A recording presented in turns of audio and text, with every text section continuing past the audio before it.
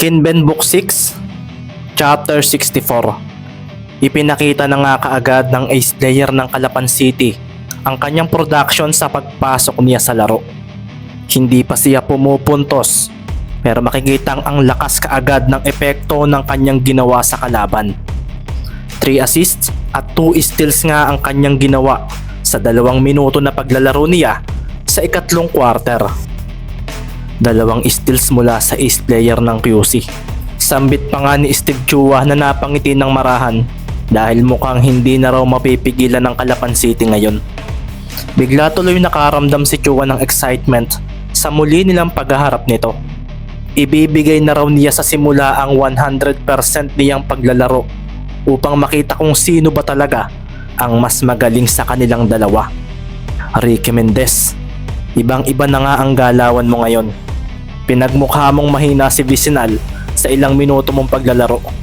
Sambit naman sa sarili ni Kyrie Lastimosa na nakaramdam ng kabog sa kanyang dibdib. Pagdating nga sa bench ng Calapan City ni Ricky, mula nga sa seryosong mukha nito ay agad siyang ngumiti nang makita ang tila kabadong tingin sa kanya ng mga kuya niya, lalo na sina Baron at Martin. Ito ba raw ang sinasabi ni Coach Isaiah sa kanila? Ang ganitong improvement, ang ganitong husay. Naalala nga ng 2 kabarangay ni Ricky ang dating laro nito. Ibang iba na nga talaga si Ricky. Sabi ni Baron at Martin sa sarili ng pagmasdan si Ricky.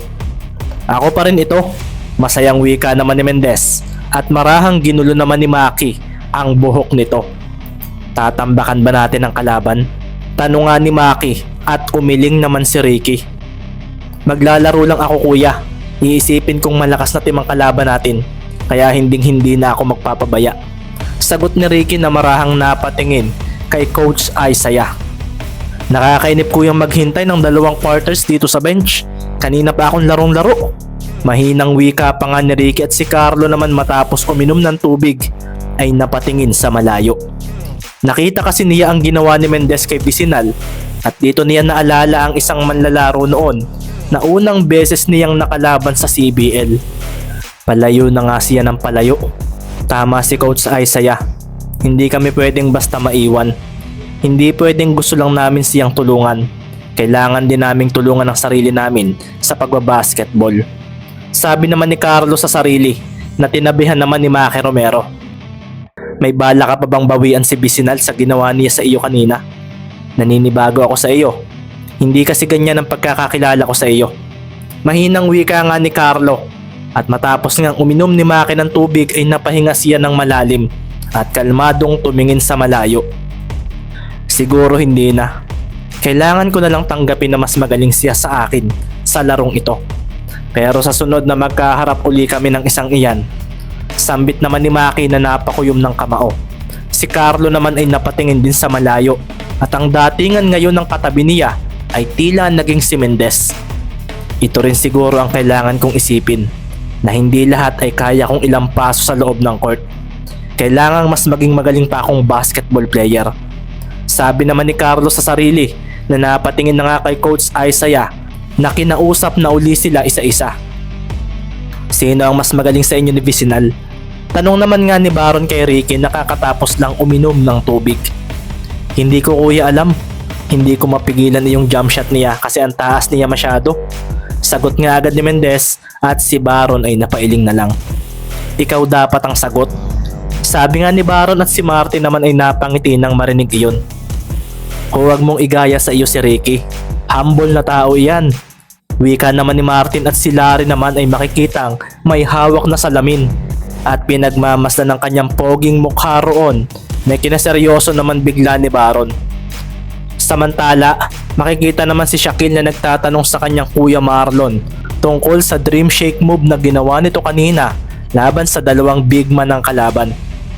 Gusto mo bang matutunan iyon?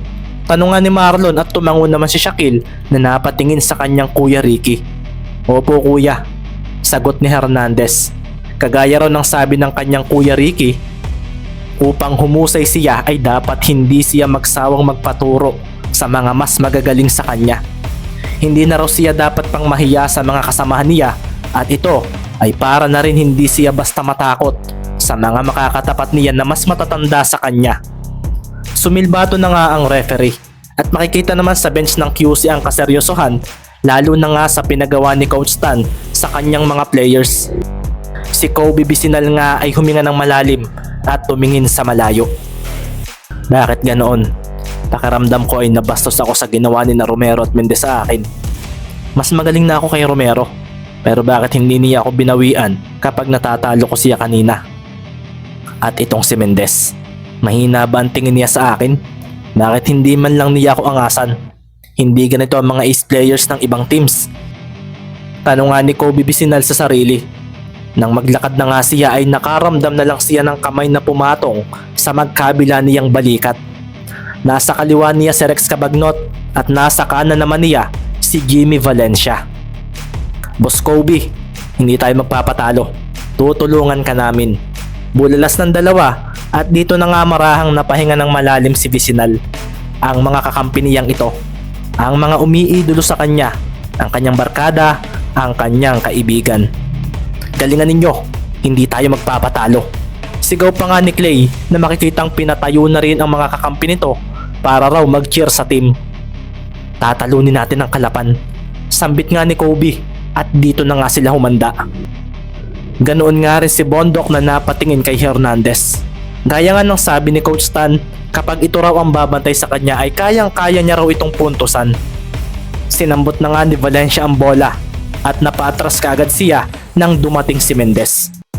Mabilis nga niyang ipinasa kay Padua ang bola at sa pagharang dito ni Romero ay agad nga rin itong ipinasa ang bola kay Vicinal na agad na hinarangan ni Ibanez. Kumaripas naman bigla ng takbo sina Padua at Valencia at lumapit kay Vicinal mula sa magkabilang direksyon. Screens ang ibinigay ng dalawa at sa pagkaliwa ni Kobe ay dito na nga nagkaroon ng switching sa depensa. Si Mendez na nga muli ang bumantay sa kanya.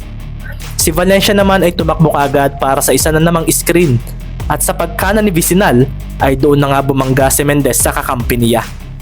Kaso kumaliwa muli si Kobe at bumalik sa dati nitong pwesto. Nang makita naman ito ni Mendez ay doon na siya agad na umabante, kaso ang bola ay biglang ipinasa ni Vicinal kay Valencia. Si Carlo naman ay humabol dito, kaso ipinasa nga ni Valencia ang bola kay Bondok na agad na inatrasan si Hernandez. Pinwersa niya ito sa poste at makikita nga ang pagseryoso ni Shaquille dahil sa lakas ni Bondok. Si Cabagnot naman ay bumigla ng layo at napahabol nga rito si Magbuo. Si Padua naman ay kumaripas ng takbo at sa paghabol ni Romero rito ay siya naman paggalaw ng mga siko ni Bondok para padaplisin sa nasa likuran niya. Gumalaw na nga rin ang kanya mga paa at sa pagkaliwa niya sa basket ay dito na nga napaatras si Hernandez. Sabi na nga ba't hindi mo ako kaya? Sabi nga ni Bondok sa sarili at sa pag-abante niya ay agad nga siyang tumalon papunta sa basket.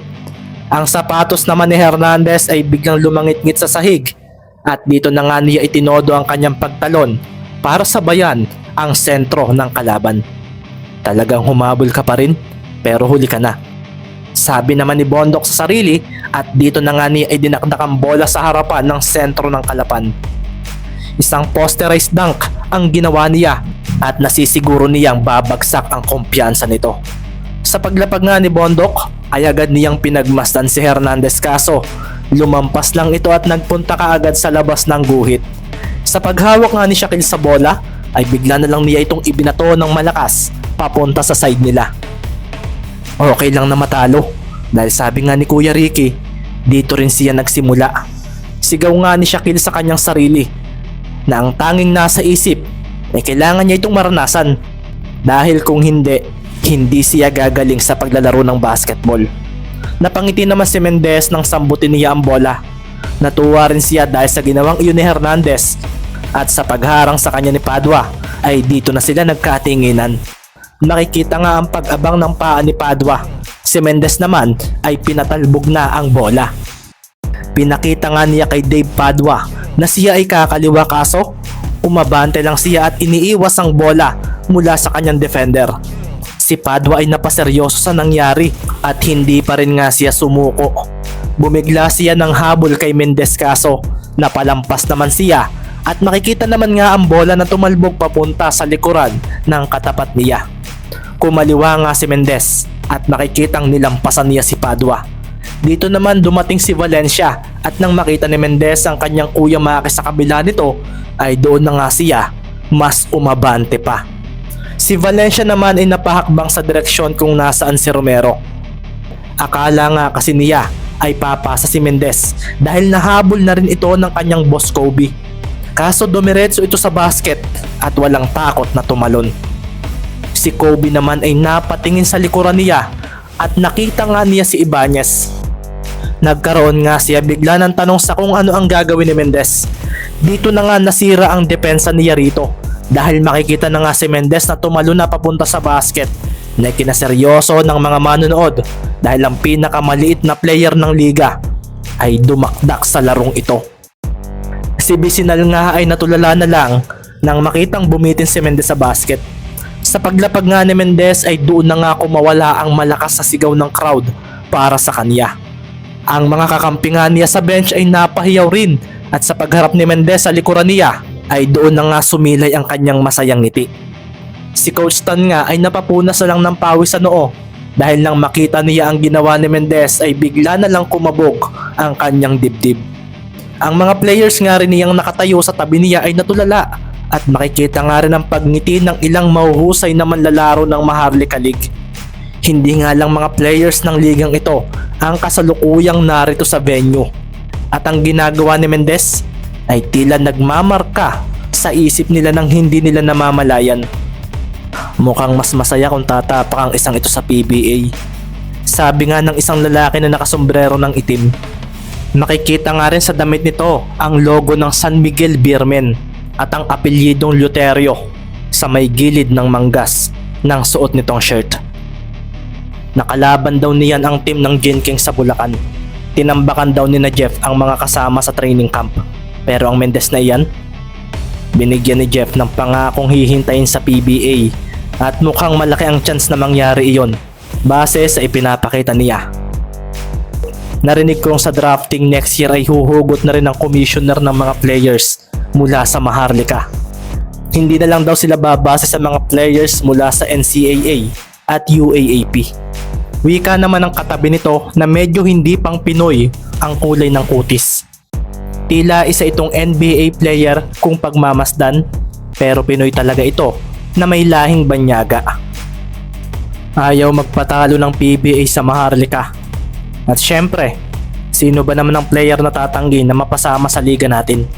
Wika muli ng kasama nito at pagkatapos noon ay napasulya pa siya sa isang player din ng PBA na nasa hindi kalayuan. Ang isa sa star player ng Rain or Shine na si Louie Barakel. Makikita ngang may katabi itong babae at nakasuot pa ito ng shades habang nakatingin sa ibaba. Ricky Mendez. Sa ilang taong nakasubaybay ako sa Maharlika, ngayon lang ako nakakita ng ganito kaliit na player na parang isang 6-footer kung gumalaw, point guard at kung magkakaroon ng chance na makasali ka sa PBA, hindi ako magdadalawang isip na labanan ka. Seryoso namang winika ni Barakel sa sarili na pasimpleng napatingin sa katabi niyang kita ang pisngi ng dibdib sa suot nitong white fitted shirt. Nagpatuloy nga ang ikatlong quarter at dito na nga nasaksihan ng mga manonood kung gaano ba kalakas ang lineup ng Calapan City. Sa pagpasok nga ng huling quarter ay lamang na ang Blue Phoenix sa score na 85-75.